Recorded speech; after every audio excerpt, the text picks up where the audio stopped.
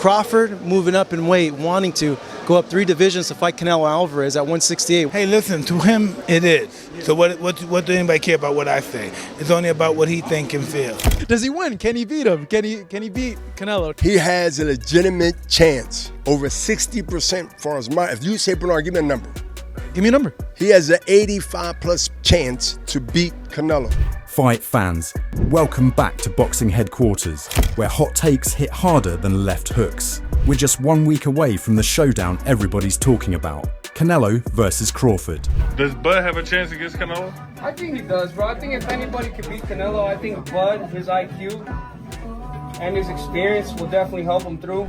Experts are split right down the middle. Some swear Canelo's going to walk Bud down and demolish him, while others believe Crawford's already downloading Canelo's moves before the bell even rings.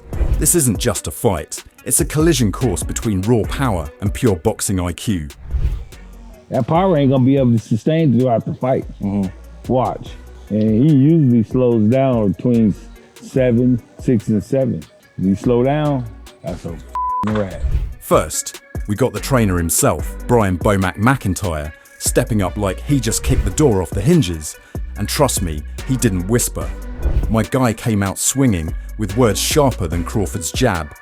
He basically said, forget all that power talk, forget the weight, Bud's speed and IQ go and flip Canelo's game inside out. That's not cautious optimism, that's Bomac throwing the whole table at Vegas. The longer they let Terence grow, the worse off they're going to be. Yo, what do you make of like Canelo kind of criticizing Terence's resume and saying like none of those guys are like elite and he's gotten that stuff? They don't know that does nothing but throw fuel on the fire for his sake. I promise you that. If you want to doubt me, I'm gonna show you what it looked like doubting me, just like the last 41 of them. You know what I'm saying? And yo, when Bomac said Canelo slows down after round 6, I felt that.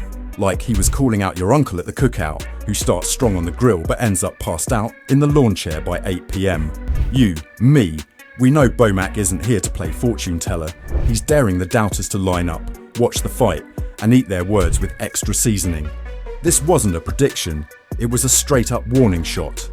And honestly, if Bomac's confidence was a punch, Canelo would already be on the canvas. That's the type of energy that makes you lean in and say, hold up, maybe Bud really about to shock the whole world. He ain't let himself down yet. He ain't let the team down yet. And the older he get, the more mature he get, the better he get, the meaner he gets, the more he understands the game. That's why I'm confident. Alright, so Bomac just came in guns blazing, talking like Bud already bought the victory parade balloons. But then you got Dimitri Bivol sliding in, and his energy, way different. My guy talks like a professor who just sipped green tea before class. He's out here basically saying, yeah, Bud can win, but only if he runs a marathon while solving a Rubik's Cube mid-fight. And yo, when Bivol said you gotta throw 5, 6, 7 punches just to land one clean shot on Canelo, man, that's like saying Bud's gotta type in a cheat code just to score points. It goes Crawford will try to keep on the distance Canelo, and he will try to use his long distance and moving. But what will happen, only God knows, because Crawford's style is really is not comfortable for Canelo, but the weight class is not benefits for him. And I get it, Bivol knows firsthand he tamed the redhead himself. But the way he's breaking it down, it feels like Crawford's homework load just tripled. You, me, we know Bud's built different, but hearing Bivol talk, it's like he's warning us this fight is less sweet science and more survival science. And honestly, if Bomac was the hype man with the megaphone, Bivol's the calm dude in the corner saying, yeah, you can climb that mountain, just make sure you brought oxygen, snacks and a backup plan. I think he should put more efforts than Canelo to win this fight, of course, but he could. What do you mean? I mean, Canelo has more chances to win because he's big, he has also good defense, and for Canelo, he needs to put less efforts than Crawford. If it makes sense, I don't know. And just when you thought Bivol's confidence couldn't be topped, boom, here comes Bernard Hopkins sliding in with the type of take that makes you sit up straight. My guy didn't say 50-50ths, didn't hedge his bets. He said Bud's got an 85% chance to beat Canelo. 85, That's not a prediction, that's a stock tip, like put the house on it. And the way B-Hop broke it down, he's basically saying Crawford doesn't need to prove he's tough. He just needs to walk in, flex his IQ, and let Canelo know from round one, your time is up, big fella. You, me, we know that's savage. Does he win? Can he beat him? Can he beat Canelo? Is his skill so much that he's able to bridge the weight classes? Trust me, he has a legitimate chance. Over 60% for as my, if you say an argument number. Give me a number. He has an 85+ chance to beat Canelo. Hopkins was out here talking like the fight's already a retirement party for Canelo, with Bud cutting the cake. And honestly, when a legend like B-Hop throws a number that high, you either laugh it off or you start checking the odds like, yo, should I call my bookie right now? And if we're keeping it real, Hopkins don't just throw percentages around for fun. When he talks, it's chess, not checkers. Canelo has trouble with guys in the distance, and they said if Jermell can do that, there's a path there for him to win. He just has to be able to take the punches of Canelo and to last the 12 rounds. No, he don't. No. He just have to be able to avoid the punches enough where the punches is not solid, the punches is not connecting solid.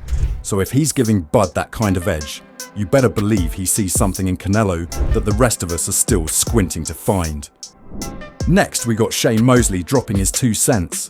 And you know when Sugar Shane talks, you've got to listen. Now, he's leaning toward Canelo, saying that size and power might just be too much for Bud. And look, I get it. Canelo at 168 is like running into a bull wearing boxing gloves. But the way Mosley slid in, that anything can happen, Crawford could catch him too. Canelo versus Crawford coming up very soon. Who do you got for that one? How do you see it going? It's going to be a great fight in the beginning, because Crawford is a great fighter as well. I think that the size difference is going to be too much for Crawford. That's the part that makes you sit up. Because you, me, we all know Bud's the type to flip a fight upside down with one sneaky counter. Mosley's basically telling us, yeah, the safe bet is Canelo, but don't act shocked if Bud rewrites the script mid-ring like he's editing his own highlight reel. And honestly, that's why this fight feels so unpredictable. Canelo's power is real, but Crawford's timing is surgical. If Bud can survive the storm early, we might see Canelo frustrated in ways he hasn't been since Mayweather. That's the gamble Mosley's hinting at, brute force versus a mastermind with gloves. I think that Canelo might be able to get Crawford, but anything can happen. I mean, Crawford can catch him on chin too. I mean, it's not like it's a for sure thing. It just seems that Canelo has speed and his power at that weight, so it's gonna be hard for Crawford to do anything, I think. After Mosley gave us that measured breakdown, we got the trash talker himself, Edgar Berlanga, sliding in with his take. And you already know he ain't sugarcoating nothing. Berlanga's basically saying, look, Crawford's got the skills, the IQ, the belts, the confidence. But when you step up against a dude like Canelo, size and power don't care about resumes. And honestly, you, me, we can feel what he's saying. Because Berlanga kept it real. Bud ain't walking in there to scare Canelo with power. He's got to outthink him, out-hustle him, and flat out be the smarter man.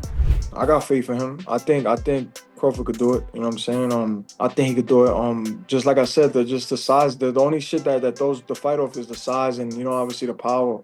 And Canelo's IQ too, because Canelo got IQ, you know what I'm saying? And I know Crawford's size ain't gonna phase him either, you know what I'm saying? So, but for me, I think it's a 50-50 fight. And yo, I respect Berlanga for keeping it a straight 50-50. It's cool, because that's how a lot of us feel deep down. You got Canelo, the seasoned lion who's been in there with giants, versus Bud, the scientist with gloves, ready to test physics itself. That's why Berlanga's line about Crawford just needing to be Crawford hit hard. Because if Bud really fights his fight, IQ versus power, then man, we might be in for a classic where brains try to tame the bull. Yeah, I think Crawford just got to go in there and do what he got to do. You know what I'm saying? He got to just be Crawford, show his IQ, show him why he's a two-time undisputed, world champion. If he loses, we'll just all know that, hey, he just jumped up 2 weight classes to be great. You know what I'm saying? It's not, he can't really, he's testing himself. He's testing himself a great fighter. After Berlanga came in talking that 50-50th smoke, we got to switch gears to John Ryder. Yeah, the dude who actually shared the ring with Canelo and ate some of them trademark bombs. And Ryder, he ain't pulling no fairy tales for Bud. He's basically saying, look, Canelo's special, and that weight is going to be the difference. And you, me, we got to respect that. Ryder knows firsthand what it feels like to have Canelo sitting on your chest, ripping shots, and not letting you breathe. I think you just got to watch the Bivol blueprint, the in and out. I mean, a lot of fighters getting stick now for being runners, Tom and Jerry and whatnot. But stick to what you're good at. Terence Crawford is an exceptional talent. He's won titles through the weights, undisputed at, was it 3 weights now? But here's the twist. Ryder still gave Bud credit, calling him an exceptional talent who could rip up the script if he plays it smart. So while Berlanga was like, just be Crawford, Ryder's more like, bro, being Crawford at 147 is one thing, but at 168, that's a whole new tax bracket. And I don't know about you, but I love when the guys who've been in there keep it raw. No sugarcoat, just straight. Canelo can break you down like Legos, piece by piece. And Bud's challenge is proving he ain't one of those pieces. I think you've got to see Canelo sitting tight on Crawford, not giving him space, block him side to side, and just very much work up close. Don't give Crawford the space to move. Don't give him the leverage to throw his long shots. And listen, Crawford can be dangerous with the leverage and the movement. So after Ryder gave us that Canelo breaks you down like Legos energy, Abel Sanchez pulled up and basically dropped the whole coaching manual. And let's be real, when Abel talks Canelo, we listen because this is the dude who built Triple G into a wrecking ball. And Abel ain't sugarcoating. He straight up said, Bud, ballooning to 190, then cutting back to 168 is the worst mistake. Like bro, compared Crawford's move to bringing a squirt gun to a forest fire. I think they're both the same, man. I think Canelo does things in the ring that, listen, he's outsmarted everybody in that he's fought except for Floyd when he was a baby. Terence didn't look too good against Madrimov, did he? And Madrimov was able to hit him with some shots, and so they're both very smart. I just think that the difference is the size. And you, me, we gotta admit that's the type of brutal honesty you only get from a trainer who's been in those trenches. But here's the savage part. Abel said yeah, Bud got speed early. Maybe the first few rounds, but once Canelo figures him out, he called it a sparring session. That's disrespectful comedy, man. Imagine telling the pound for pound king he's about to turn into someone's heavy bag after round 4. And I don't know about you, but Abel's confidence in Canelo's power had me picturing Bud trying to outbox him, while Canelo's walking forward like the Terminator with that you can't move me grin. Terence, I don't care if he goes up to 200 pounds, it doesn't have that in time, doesn't have that. If he would have done this by competing and by beating guys at that weight, then I could see it. But he's ballooned up to whatever it is that he is, which is, in my opinion, the worst thing he could have done. So Abel Sanchez gave us that cold trainer-style breakdown, talking about how Bud might have made the worst move bulking up wrong for Canelo. And then boom, here comes Sebastian Fondora, the 6'6" skyscraper with boxing gloves, putting his 2 cents in. And you know what, big man wasn't sugarcoating. He straight up said, Canelo's got the advantage of being comfortable at 168. And that's no small thing. Crawford may be pound for pound elite, but Fondora's looking at him like, bro, you barely tested the waters at 154, and now you diving headfirst into shark-infested 168. And honestly, you and I can't even argue with that logic. Your favorite, Canelo or Crawford? Canelo. Canelo. What do you think is the most significant part of that matchup in Canelo being Canelo versus Crawford? That he's comfortable at 168, you know, that he's been fighting there. He went and collected all the belts at that weight class. Crawford, of course, Crawford has a chance. He has a big chance, you know. But he didn't throw Bud under the bus either. He gave him props. Said Crawford's got that elite IQ, switch hitting, all the tools in the box. It's just that weight difference, man. Fondora reminded us that Canelo's been living at 168, collecting belts like Pokemon cards, while Bud is trying to speedrun his way into the division. And then when they brought up Ennis being brought into Canelo's camp because he's a switch hitter like Crawford, Fondora had me laughing. Basically saying Canelo probably didn't even need that, but hey, more drama for the storyline. End of the day, Fondora was clear. Crawford's got a shot, but walking into Canelo's division cold is like showing up late to a party, trying to DJ. You better bring magic, or you're getting booed out fast. He's been fighting at 147 for a while. He had that one fight at 154, and then he stopped fighting for a year again. So, you know, of course he's probably been training, you know, again, high-class fighter, but to be comfortable at 168, you're gonna have to do some fights in there. And going in there fighting the undisputed champion, it's gonna take a toll. So Fondora laid it out like buds walking into shark-infested waters. And just when you thought that was heavy, boom, here comes Jaron Boots Ennis turning up the volume. My guy basically said, "Yo, Crawford, you ain't just fighting a 168er. You fighting a dude who's been dropping guys that show up at fight night looking like linebackers." And you, me, we know that's wild. Canelo's out here putting dents in dudes who touch 200 pounds on the scale the next morning. Boots is warning Bud like, "Bro, you better pack more than boxing IQ, you might need armor." But I think you gotta lean more towards Canelo, because like I said before, he been pitting big guys out and down, and Canelo not even really a 68 pounder. He probably really should be at 60 maybe, and he been hurting these guys. I think he be dropping these guys and things like that. So, and them guys be way bigger than him come fight night. And honestly, that's the kind of reality check that makes you sit up. We all love Bud's skills, but if Canelo's out here ragdolling giants, you and I gotta ask, what happens when that power touches a welterweight genius who dared to move up 2 whole divisions? That's not just risk, that's flirting with danger wearing a hit me sign. But hey, if anybody loves proving people wrong, it's Bud. And you just know he's listening to all this like, keep talking, I'll show you in the ring.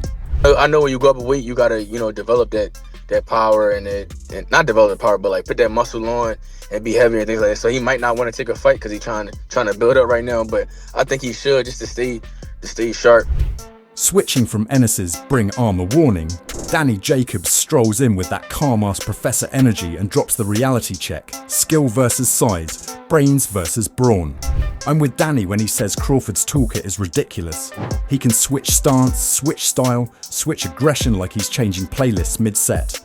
And if Bud shows up and swims without getting wet, you and I know he can win. But Danny's real flex is keeping it honest about the size problem. Mike Tyson wasn't joking. One clean shot and the game plan goes out the window. Here's my hot take.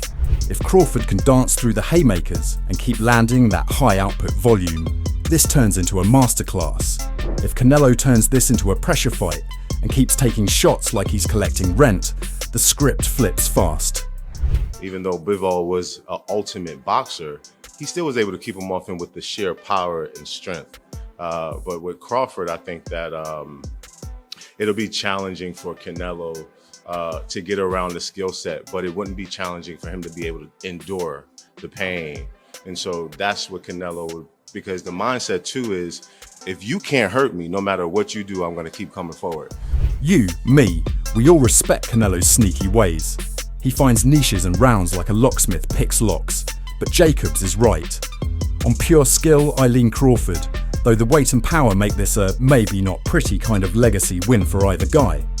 Bottom line, it's a coin that's got 2 sides, but one side is razor sharp, and that's why we can't stop talking about it. So here's the real question, is Crawford about to outthink the bull and shock the whole planet? Or is Canelo gonna remind us that physics don't lie when that power lands? Drop your thoughts in the comments. Let's debate this one like family at dinner table after too much hot sauce. And yo, don't ever forget, like, share and subscribe to Boxing Headquarters, where the smoke never clears. I'll see you all in the next one.